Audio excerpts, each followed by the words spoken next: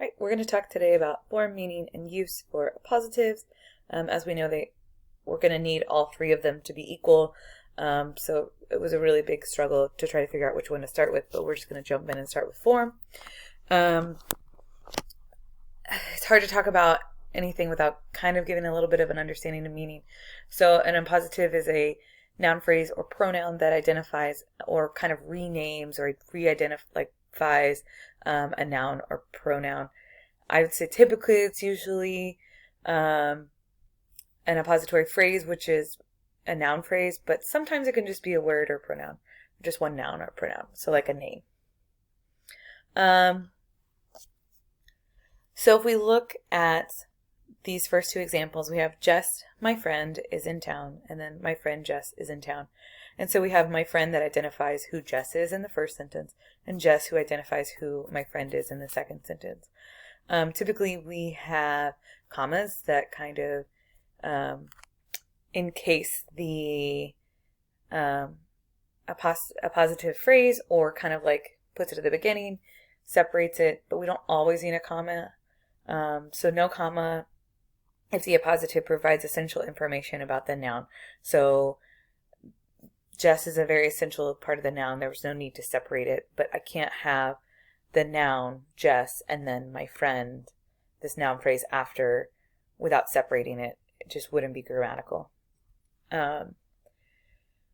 So we can have these appositive phrases and appositives either in the beginning, middle, or end.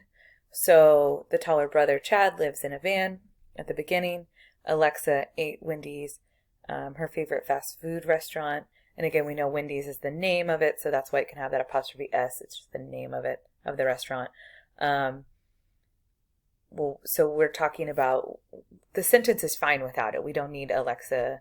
We don't need that it's her favorite fast food restaurant, but it gives more detail, which goes in a little bit into semantics, so I'm trying not to go too deep into that.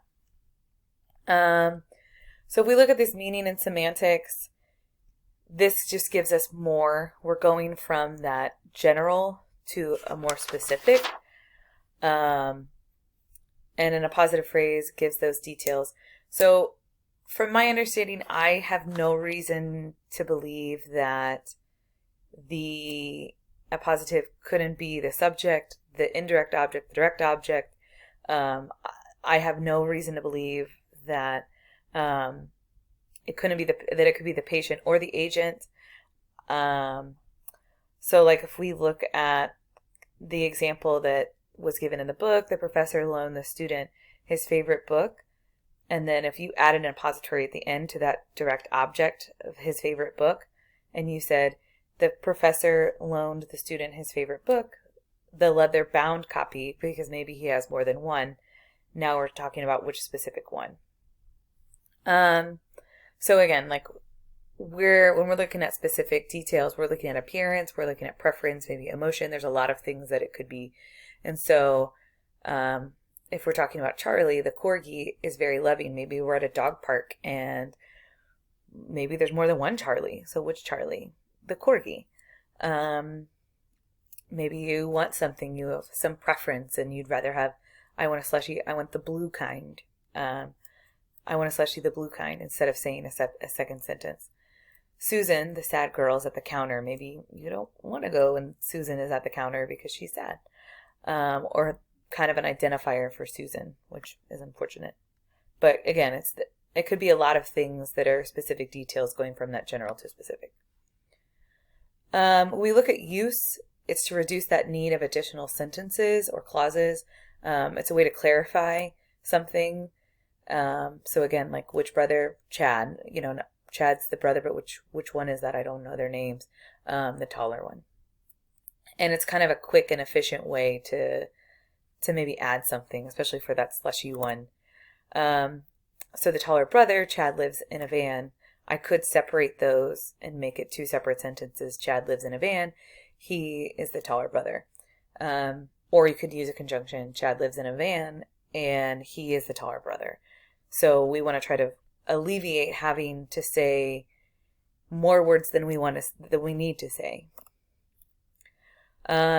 thinking about maybe like a child or someone maybe newer to English, they might say like, oh, I want a slushie, the blue kind. They may naturally say this. But they may at the beginning naturally just say, I want a slushie. I want the blue kind. And later they might change that sentence to, oh, I want a slushie, the blue kind. And again, that kind of goes with that efficiency too. At the end, maybe you said, oh, I want a slushie, but you knew you didn't specify what kind. So you're quickly giving that answer without having to restate the whole sentence again, or having to wait for them to give you a question of, oh, well, what kind would you like? I want the blue kind. So it's kind of alleviating and making it a little more efficient with those clarifying appositives. Yeah, so that was my quick little rundown of what I know about appositives.